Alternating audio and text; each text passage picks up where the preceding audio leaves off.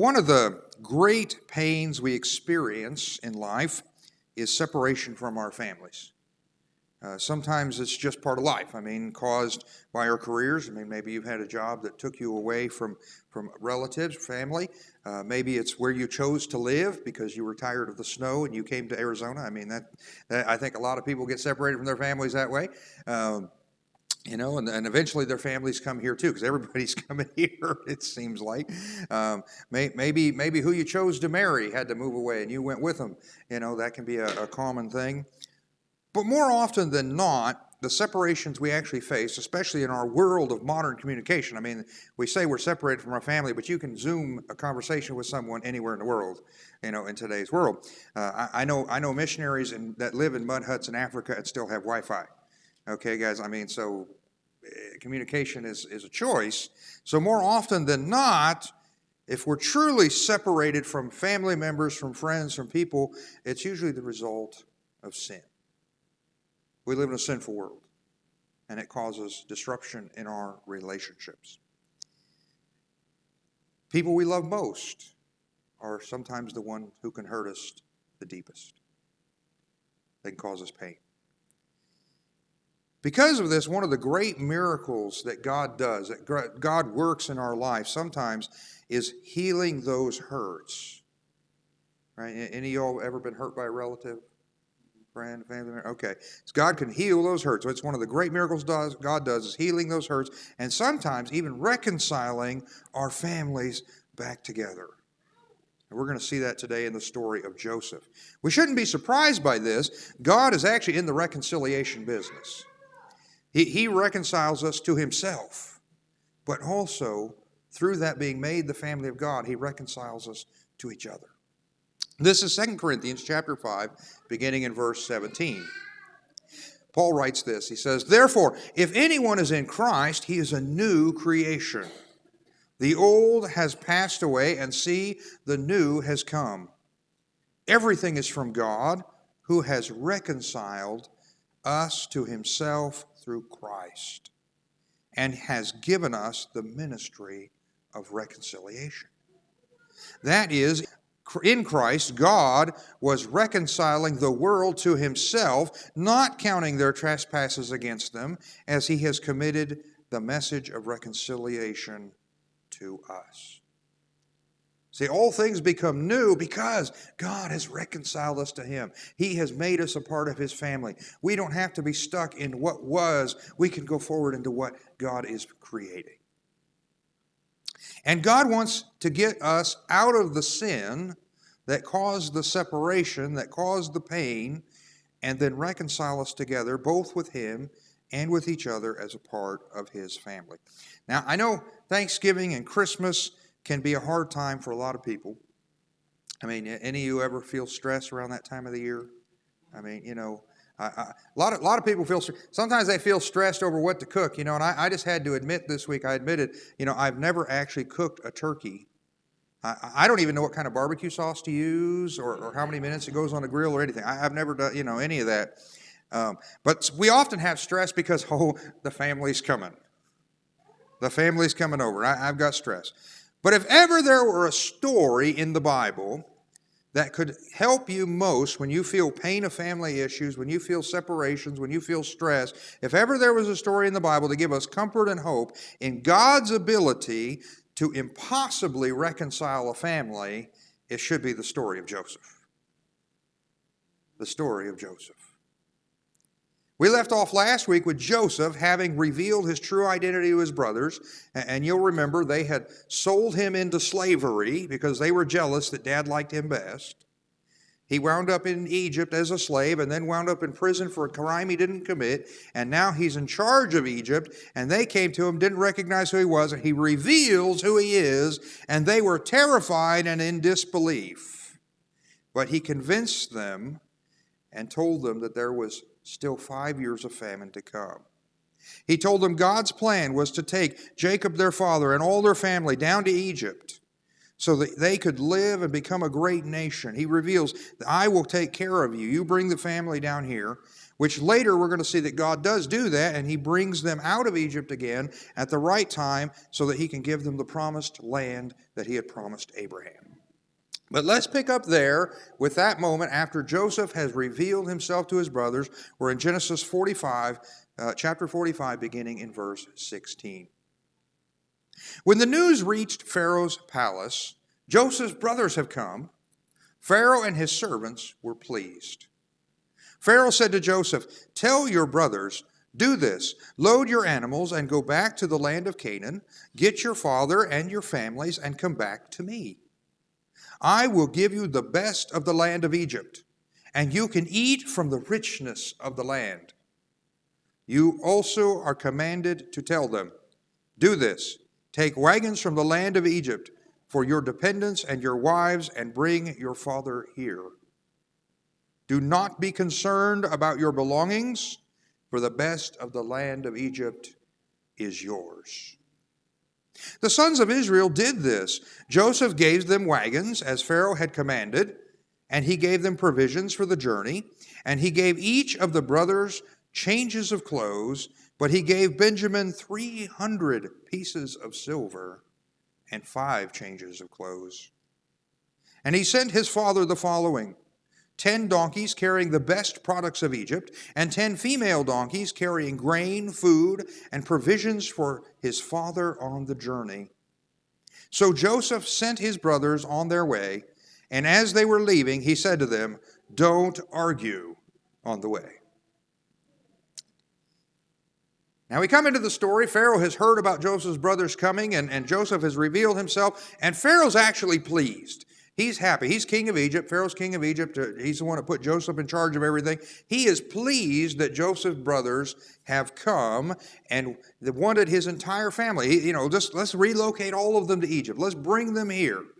Now, certainly God was blessing Joseph's family. This is a part of God's plan. And it does seem very generous of Pharaoh, his offer. He tells Joseph, that if his family comes, they will eat of the richness of the land. Now, in a famine, that's a good offer. Okay, there's a food shortage. And so he's saying, hey, come on down here. You're going to eat the feast. And he instructs Joseph to send wagons. He commands him to send wagons to bring his father and family to the land of Canaan. Now, that's probably about a 250-mile walk. So I would imagine for Jacob, being quite elderly, it's a really nice thing to have a wagon, not quite a station wagon, but a wagon, and they're going to bring them there, bring the children, bring the wives in the wagons so that they can go. And it's a very generous gesture on the part of Pharaoh. And Pharaoh tells them to bring their people and cattle, but don't even bother with your stuff. Don't even bother to bring your possessions, because you're going to have the best of Egypt.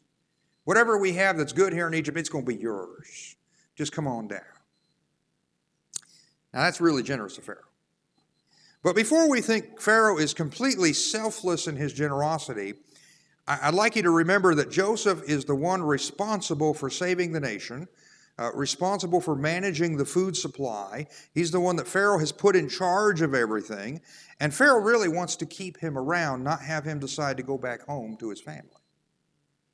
Okay, so Pharaoh is making sure Joseph stays. He's bringing the family there, so Joseph will stay. And by relocating Joseph's family there and providing for them, Pharaoh's making sure Joseph will stay and also will stay loyal. Okay, your family's here where I have access to them. You're going to be a loyal servant.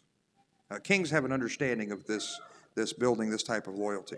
If Joseph's family leaves behind everything that they had in Canaan and only has what Pharaoh provides, and even if he provides abundantly, it still makes them dependent upon Pharaoh for everything they have.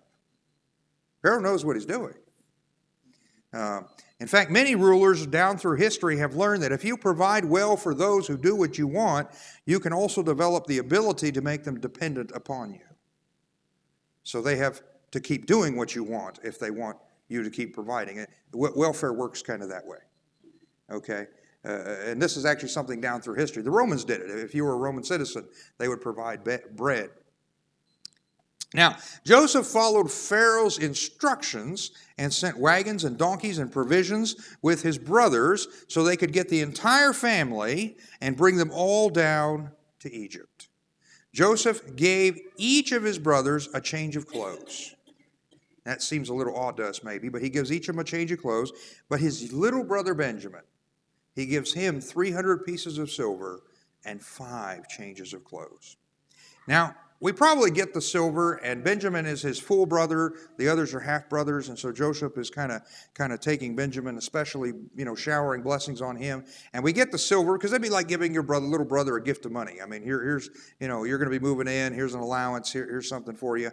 We might get the significance of that, but not so much the gift of the clothes. Clothes tend to be in our culture what we don't want. I mean, how many of you, when you were a kid growing up, you wanted to get clothes for Christmas? You were just waiting to get to that tree so you could see if there was new socks and underwear, right? I mean, as a kid, that's what you wanted. No, of course not. You wanted toys. You wanted fun stuff. You wanted candy. My mom used to tell me, you're going to be awful embarrassed wearing a toy, when you got no clothes. But, that's the way we want it.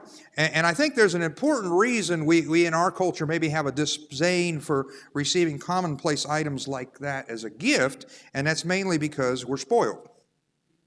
Okay? We're just spoiled. And but if you lived in a world where they didn't have extra changes of clothes, where all you had were the clothes you wore, someone gave you an extra set of clothes, that'd be a pretty nice gift. In fact, we see that throughout the Bible. That's kind of actually a generous gift when you give someone a complete set of clothes, a new suit. And so we do see that dynamic. It's actually a lavish gift that we don't always think of, and one that they would have very much appreciated. Now, you'll notice the level of grace and forgiveness that Joseph is showing his brothers. They sold him into slavery. These 10 guys, they sold him into slavery. And now, not only is he sparing their lives, he has the power to kill them. He has the power of Pharaoh. He has the power to throw them in prison. He has the power to make them slaves. He is sparing them, but he's also providing for them so that they and their families will survive. And now he's even giving them gifts. That's a lot of grace. That's a lot of grace. And I think this is where we get to an important part about reconciliation. See, when God does a work in your life, He will make you the conduit of His grace, so that you can work and will work through you in your family for reconciliation. Joseph was the one who'd been wronged. His brothers should have been giving him gifts. Yet Joseph is the one showing grace. He's the one showing forgiveness. He's the one showing mercy so that their family could be reconciled. He's showing them grace. See, if you've been wronged, if you've been sinned against, if you've been mistreated by members of your family, but through all the pain and grief, God does a great work in your life, then in all likelihood, it will be you who needs to be the one to make the move of forgiveness. The one to show the grace of Christ. You're the one God's working in. You're the one that's going to have to show grace in order for your family to experience reconciliation. This is necessary, firstly, because God is working in your life, and so you're the one He'll be empowering to show that grace as a means of working in their lives. But also because it's a part of the healing process you go through because of the wrongs that have been done to you. Corrie ten Boom, of course, she was a Holocaust survivor and spent years in a concentration camp run by the Nazis. She said this, she said, "To forgive is to set a prisoner free and discover the prisoner was you." Joseph is freeing himself. He doesn't have to carry bitterness anymore. He doesn't have to carry anger anymore. He is freeing himself by setting his brothers free. For there to be healing and restoration in your family, understand God will always start with you, His child. You're the child of God. You're the believer. He's going to begin with you. He's going to work in your life, showing grace and forgiveness through you. And you have to show the character of Christ if you want reconciliation, the reconciliation of Christ, to change your family. Jesus said this is in Matthew 5:9. He said, "Blessed are the peacemakers, for they will be called sons of God." If we are the children of God, we will be the people seeking to make peace. Now, in that same vein, as his brothers left, Joseph reminded them, don't argue on the way. He's trying to make sure they keep the peace. He's staying there in Egypt where they go. Now, at this point, I mean, these are all grown men. I mean, they're his older brothers, and Joseph's probably, at least 30, 35, somewhere in there. I mean, these are grown men, some of them not too far from senior citizens, and he's telling them, don't argue on the way. But he still felt the need to tell them that. And guys, brothers will be brothers no matter how old they get, right? I mean, siblings are siblings. It's just the reality of it. But they do go, and they do bring news to their father Jacob, and it seems that they didn't argue on the way. It seems everything goes well. And so let's pick up in verse 25 of chapter 45.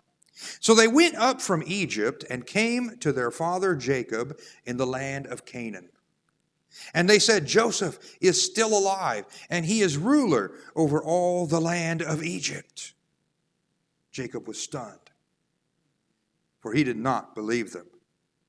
But when they told Jacob all that Joseph had said to them, and when he saw the wagons that Joseph had sent to transport him, the spirit of their father Jacob revived. Then Israel said, Enough! My son Joseph is still alive. I will go see him before I die. Now, sometimes in life, good news just seems almost too good to be true. I mean, I don't know if you've ever felt that way. This would have been one of those cases. It just didn't seem possible. After all these years, after, finding Joseph's blood-stained coat, he was convinced Joseph had been torn apart by wild animals.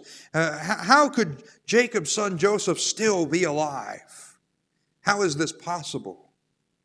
But it was possible. It was true. God had done a miracle in Jacob's life, and it was beyond his belief. He had a hard time getting his mind wrapped around it. Maybe you've been there where God just does something so good, and you've got to get your mind wrapped around it. But are you ready for that? Are you ready for God to do a miracle in your family? See, if God suddenly intervened in your family and worked things out, would you believe it? Or would it seem too good to be true? See, Jacob was stunned. But see, God's just as powerful today as he was back in Jacob's day. However, we have a bad tendency to think, well, God would never do something like that in my family. Well, why not? He's no different. God hasn't changed. He's the same yesterday, today, and forever. And your family is certainly not more dysfunctional than Joseph's. I mean, you go through the story. Did your dad play favorites among his 4 wives? Let me ask you. I mean, Joseph they had a dysfunctional family. Did your older brother get in trouble for messing around with the stepmother? How many of your towns did your older brothers kill, completely wipe out, in order to protect the family honor? How many of your brothers did your siblings sell into slavery and then fake his death so that dad wouldn't know about it? How many of your parents would actually write you off dead rather than risk any possibility of danger to your youngest sibling because he's the favorite? How many of your family members, that you're sure of, that you think were eaten by wild animals, suddenly pop up and turn out to be running other countries? Okay? I mean, if God can do a miracle in this family, which would have made a great reality TV show, by the way, if he can do a miracle in Joseph's family, he can do a miracle in yours. Okay? It's not beyond God's reach.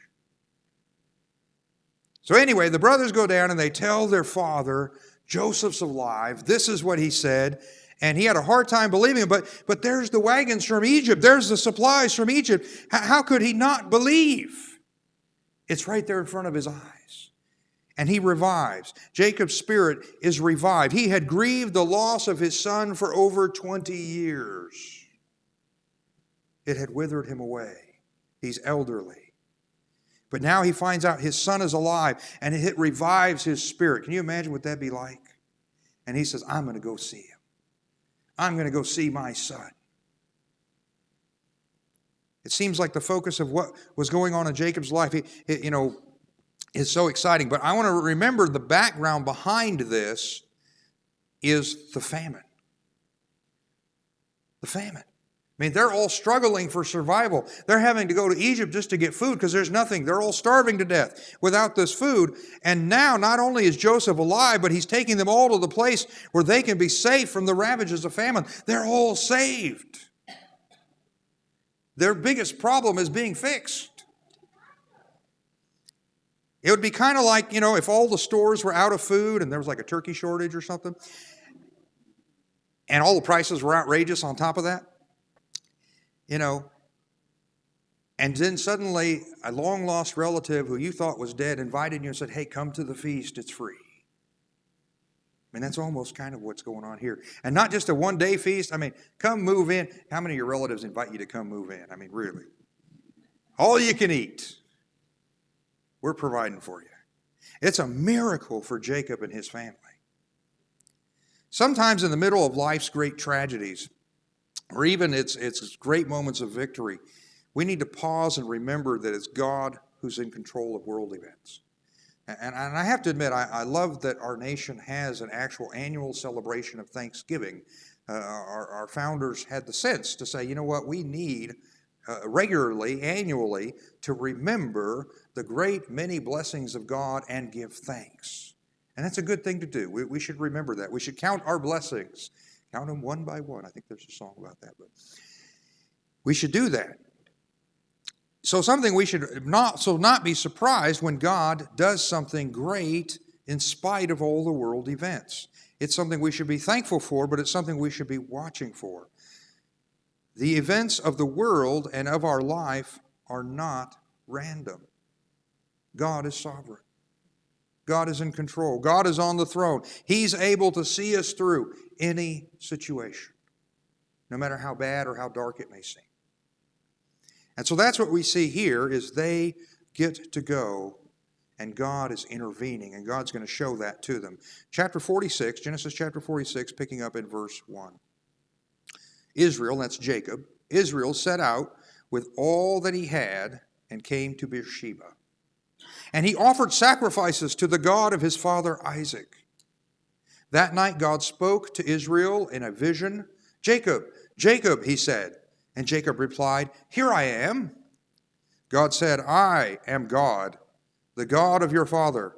Do not be afraid to go down to Egypt, for I will make you into a great nation there. I will go down with you to Egypt, and I will also bring you back. Joseph will close your eyes when you die. Jacob had waited a long time for God to do his work in his life and his family. But see, it's worth the wait. It's worth the wait. Don't think because God hasn't done it yet means that God can't. It's never too late for God. Don't mistake God's patient timing for indifference. God cares about you and he cares about your family. Guys, that should give you comfort this morning as you're going into all of the holidays coming up. You know, God actually cares about your family. He cares about you. In fact, he cares so much that he sent Jesus to die on the cross for your sins, which is the source of all our family's problems. Guys, I'm going to tell you, the reason we got trouble is because of sin. You know, if Adam and Eve hadn't eaten that fruit, if we hadn't fallen into sin, if sin had not continued, we wouldn't have these problems.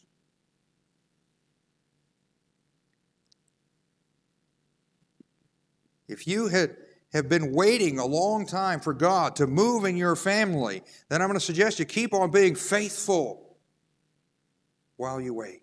Keep on praying. Keep on doing what's right. And keep on trying to bring reconciliation, but be patient, allowing God to do his work in his time. Jacob is experiencing a miracle, so he takes the time on this journey. He takes the time as they're heading to Egypt to stop at Beersheba and to worship.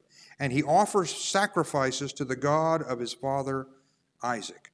Now, I think this is an interesting thing to note.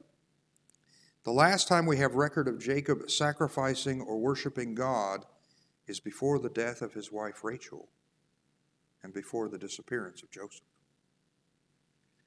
I'm not saying he didn't worship at all during that time, but there's no biblical record of him sacrificing or him worshiping or of God speaking to him during that time period. How did losing those two members of his family affect Jacob's spiritual journey? I find it interesting, the wording. It says he sacrificed and worshiped the God of Isaac, his father. It doesn't say his God. How did it affect him? Did Jacob, in the pains of grief, feel that God had abandoned him? Maybe you've been there. You're saying, God, what are you doing to me in my life? But see, God, the truth is God had not abandoned him. God had sent Joseph ahead to preserve their life. God had made the arrangements so that they would be saved. God was making the arrangements to take them down to Egypt, not so that they would go as refugees, not so that they would go as in poverty, but so that they would go in triumph and be welcomed by Pharaoh himself. God had made the arrangements where Jacob was going to see his son again, and their family would be reconciled. See, Jacob may have felt abandoned, but he was not. Guys, if you're a believer in Christ, if Jesus has brought you into God's family, you may have hard moments. You may have moments you feel abandoned. But I'm going to tell you, God has not abandoned you. How do I know that? Because of Jesus on the cross. I can look at Jesus on the cross and know that God has my best interest in mind. If you are a child of God, if you have been purchased by the blood of Christ, understand, God has your best interest in mind. And in fact, what we see here is God appears to Jacob in this vision, and he reaffirms his promise to Abraham that he's going to take them down to Egypt and make them a great nation. And then he'll bring them back to the promised land. God has not changed his plan. It's the same plan he had all the way back to Abraham. It's the same thing God had told Abraham. And God is still working it out. But he's doing it at the right time. He also, though, God does give Jacob a personal promise, and that is when he dies, it'll be Joseph who closes his eyes. Now, to us, that may seem a little strange concept or a strange thing. We have professionals who deal with death for us. I mean, we're probably kind of grateful that, none of us wants to deal with a mortician, but you're kind of glad you don't have to do it yourself, right? I mean, okay. Most of us probably have never touched a dead body and kind of prefer it that way, unless you were a massage therapist, then I think, okay. I know that's part of the training. But throughout history of most of the world, when someone died, it was the family who had the job of taking care of it. You took care of your own family. You buried them. You whatever preparations were needed, you took care of it. Despite what we might see in the movies, actually, a lot of people, when you die, your eyes are open. And it's really freaky to have dead people staring at you. And so we tend to close the eyes. And so it's actually a literal promise. God is telling Jacob, when you die, Joseph will be there. You're going to be with your son. He'll be the one to close your eyes. He'll be the one to prepare you for burial. So God promises this to him as he hasn't seen Joseph yet, but he's on his way to see his long-lost son, the one he thought was dead. And he's the one who will see Jacob at the very end. No matter how hopeless your family situation may seem, no matter how late in life it may seem. I don't know about y'all. Any of y'all feel age creeping in on you a little bit? This getting old thing's for the birds. I'm just going to tell you, it's I'm approaching 50. It's rough. You know what I'm saying? Oh yeah, I know you feel sorry for me, right? You all feel sorry for me. My wife's about to turn 40. I mean, somehow when my mother turned 40, she seemed so old. And now as I'm approaching 50, my wife's about to turn 40, it doesn't seem old at all. I don't know.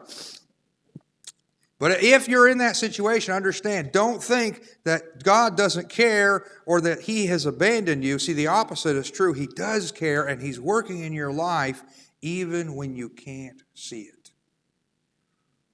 Even when you feel like the world's passing you by. In fact, sometimes that's when he's doing his best work. So Jacob takes his whole family, and they do go down to Egypt. And let's pick up in verse 5 of chapter 46. We do get a list of who gets to go. This is the travel itinerary of who, or the list, who gets to get on the wagons. Jacob left Beersheba. The sons of Israel took their father Jacob in the wagons Pharaoh had sent to carry him, along with their dependents and their wives. They also took their cattle and possessions they had acquired in the land of Canaan. Then Jacob and all his offspring with him came to Egypt. His sons and grandsons and daughters and granddaughters, indeed all his offspring, were brought with him to Egypt. These are the names of the sons of Israel who came to Egypt, Jacob and his sons. Jacob's firstborn, Reuben. Reuben's sons, Hanok, Palu, Hezron, and Carmi. Simeon's sons, Jemuel, Jamin, Ohad, Jachin, Zohar, and Shaul, the son of a Canaanite woman. Levi's sons, Gershom, Kohath, and Merari. Judah's sons, Onan, Shelah, Perez, and Zerah. But and Onan died in the land of Canaan. The sons of Perez were Hezron and Hamuel. Issachar's sons, Tola, Puvah, Jashub, and Shimron. Zebulun's sons, Sered, Elon, and Jahiel. These were Leah's sons born to Jacob in Padan Aram, as well as his daughter Dinah. The total number of persons, 33. Gad's sons, Ziphon, Hagi, Shuni, Esbon, Eri, Oradi, and Areli. Asher's sons, Imnah, Ishva, Ishvi, Bera, and his sister Sarah. Beri's sons were Heber and Malchiel. These were the sons of Zilpah, whom Laban gave his daughter Leah, that she bore to Jacob 16 persons. The sons of Jacob's wife, Rachel, Joseph, and Benjamin. Manasseh and Ephraim were born to Joseph in the land of Egypt. They were born to him of Asneth, daughter of Potipherah, a priest at On. Benjamin's sons, Bela, Betcher, Ashbel, Gera, Naaman, Ehi, Rosh, Muppim, Huppim, and Arad.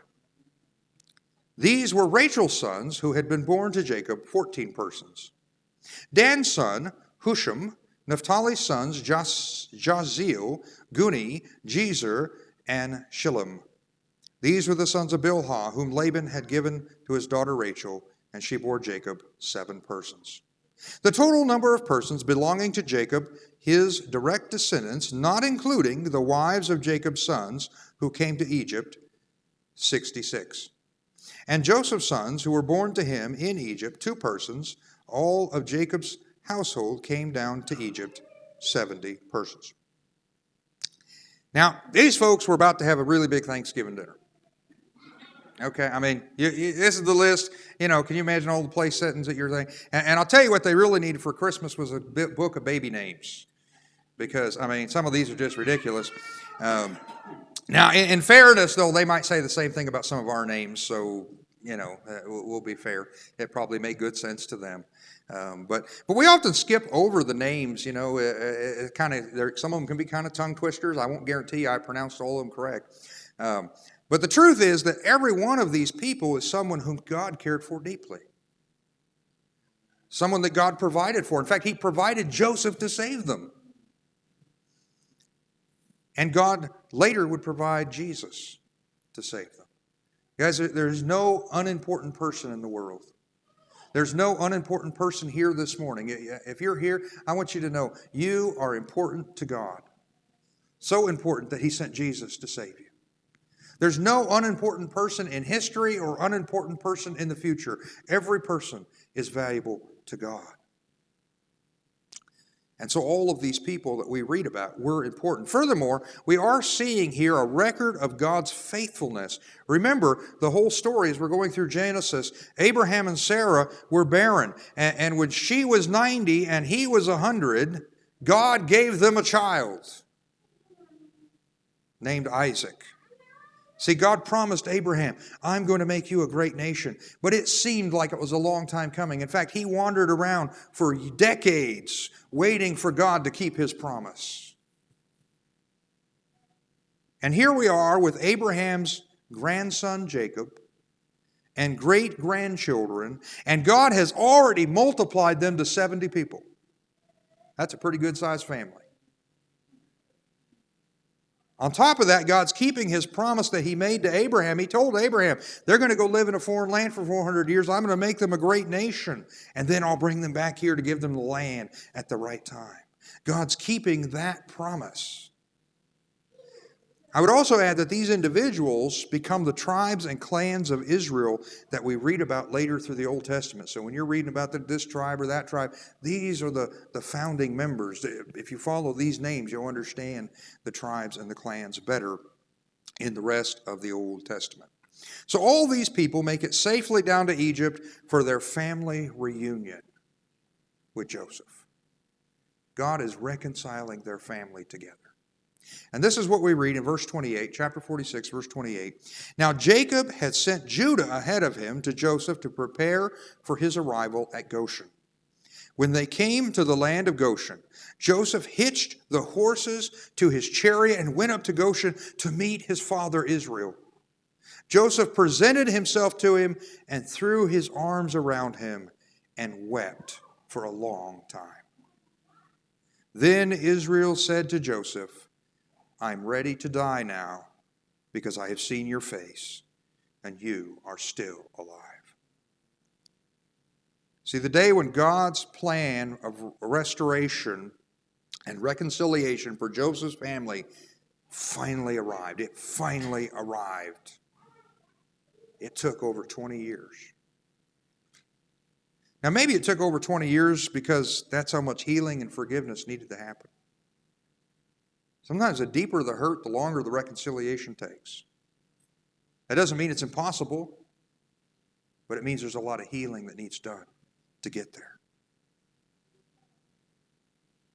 Jacob had sent Judah, in this case, they're on their way to Egypt. He sends Judah ahead to prepare for his arrival. Let Joseph know we're coming. It's nice to have Thanksgiving dinner ready on time, right? You know, I don't know about your house. My house, we plan for noon, we eat at 2. That's okay. Today's potluck will not go that way, right? We will eat when we're done, so it'll be good. It'll be good. But Jacob sends Judah on ahead, and I kind of get the feeling that something we see about Judah as we're going through this story, Judah seems to become Jacob's most dependable son in Joseph's absence. He's the one who also often becomes the spokesperson. He's the one who often, in this case, he's the one that Jacob is trusting to send to prepare if he has to pick one. And so we kind of see that dynamic with Judah. He seems to have taken that spot. But they finally get there, and Joseph, he gets his chariot ready, and he goes down to Goshen to see his father. Now, he's been working. I mean, he had to stay in Egypt. He's running the thing, making sure the food keeps flowing to the people. And so when his father arrives, Joseph gets in his chariot, and he goes down to where his father's going to be staying, the land of Goshen, there in Egypt that they have prepared. And as you can imagine, it was an emotional meeting. These two men, both fearing the other was dead, they thought they'd never see each other again. And now, by God's grace, they're reunited. I mean, you've seen some of those miracle stories where some abducted child or missing relative gets reunited with their family. That's what this would have been like. And Joseph he throws his arms around his father and he weeps for a long time. I'd imagine it's 20 years worth of tears being emptied, all of the pain, all of the anguish of their separation, of everything that's happened. He's finally getting to weep on Daddy's shoulder. But Jacob, that is Israel and Jacob's the same person, his ultimate life wish has now been fulfilled. I mean, it's an emotional meeting, but he's excited. I finally get to see my son's face. One last time. It's what I wanted in life. I wanted to see him again, to see that he's alive. Now, you know what? My life's fulfilled. I'm ready to die. It's okay. I've lived a full life. My greatest wish has been taken care of. And this, I think, is probably one of the happiest. I mean, it's a great happy passage in the Bible where we see this reconciliation. But it also is one that should encourage us. See, if you're waiting for the day when God brings your family together, let the story of Joseph be an encouragement to you. Because if there was a family that was just too far gone, it was theirs. And God brought them together. Maybe you're not really waiting for that day because you just think the chances are over. You know, there's no reconciliation for my family. It's impossible. It'd be more likely for someone to come back from the dead. Well, I got good news. You know, God's in the resurrection business. And He does bring people back from the dead. That's not impossible to Him, so your family's not impossible to Him either. In fact, this story with Joseph and Jacob, it's almost like bringing someone back from the dead. At least to Jacob it was. So if you're waiting for that day when God brings your family together, I'd encourage you, remain faithful, keep your eyes on Jesus. Trust God's plan. Sometimes you got to trust the plan. It's not always easy, but trust God's plan. Keep praying. And in the time of waiting, yield yourself to God's mighty hand and allow your heart to heal from the pain you've suffered. You may not be able to cry on your earthly father's shoulder. I know for some of us, you know, our parents have gone on and so forth, or some of you, your parents have gone on. You may not be able to, but you know what? You can cry on your heavenly Father's shoulder. Take your pain, take your heartache, take your suffering to the throne of God, your Father, who does care for you. Bring it to Him and let Him do the healing and the recovery in your life. Now, I do want to remind you, you will not find that healing and recovery from the pain, from the suffering, until you learn to forgive as Jesus forgives. See, Joseph is a beautiful example of forgiveness. He had been wronged, okay, just outright. His brothers had wronged him, and he forgives them. In fact, in Colossians chapter 3, we read this. This is Colossians chapter 3, verse 12 and 13. Paul writes, "Therefore, as God's chosen ones, holy and dearly loved, put on compassion, kindness, humility, gentleness, and patience, bearing with one another and forgiving one another if anyone has grievance against another, just as the Lord has forgiven you, so you are also to forgive." We're to forgive the way Jesus forgives us. How quickly do you like God to forgive you when you mess up? I don't know about you. I like God to forgive me really quick. And you know what? By the grace of God, through the Lord Jesus Christ, He does. He forgives us. But we are called to forgive others the same way.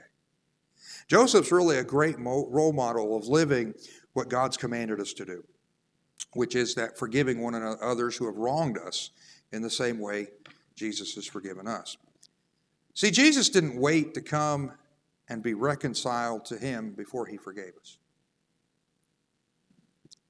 God didn't sit up in heaven and say, when you get your act together, then I'll forgive you.